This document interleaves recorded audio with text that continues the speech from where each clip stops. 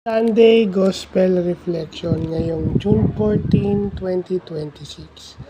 So maganda yung naging gospel, no? Yung according to Saint Matthew ba yan? O yun, according to Saint Matthew na yung mga apostles ni Lord ay kanyang sinugo, no? Magpaalis ng demonyo, exorcism, magpagaling ng may sakit. Pero very specific. Ang sinabi is, huwag pupunta sa mga hintil o sa mga Samaritano. Hanapin yung mga katulad nilang Hudyo. Diba? O yung sinasabi nilang chosen people of God. So, parang bumabalik din sa atin. Katulad nga ng sinabi ni Father Joel, bakit hindi ka nagsasawa sa ginagawa mo? Sa akin, totoo yung sinasabi ni Father Joel. Alam ko na meron akong nababagong buhay. Alam ko na matutulog ako sa gabi, and then alam ko may nabago akong buhay. And one of the birthday wishes I've received during my birthday na maganda naman, birthday ko is around 2 weeks ago. So, sinabi doon na sana marami pa akong matulungan PWD. Well, yun na nga yun di ba? Madasalin kayo, you serve the church, you pray, nangako kayong maglilingkod kayo sa Diyos, pero have you ever think na may nabago kayong buhay? Diba?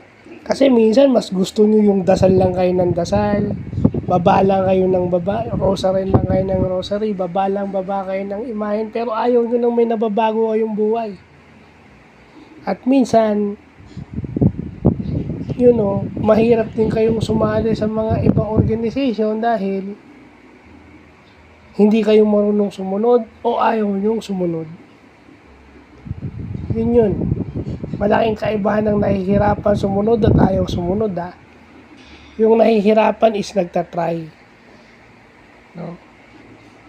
Kasi mahirap, may tendency kasi ang tao na tama pa ba, lagi nag-iisip yung tao na tama ba yung ginagawa ko. Well, if you're inspired by the God, inspired by the Holy Spirit, ang Holy Spirit ang magsasabi sa inyo kung tama ang ginagawa nyo. And most of the time, tama ang ginagawa nyo. Pag kayo ay inspired by God, you go to church every Sunday, then anong gagawin nyo from Monday to Saturday? Aside from your prayers, aside from praying the rosary, which is required, may nabago na ba kayong Wala. Minsan sasabihin nyo, mas gusto nyo yung ganyan, pero wala naman kayong nababagong buhay. Wala naman nagiging epekto sa tao.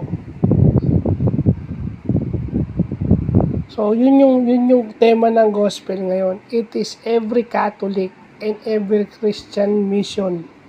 Kung kayo ay Katoliko at kayo ay Kristiyano, meron kayong misyon sa mundo. And that is to impact lives. So, yun lang po.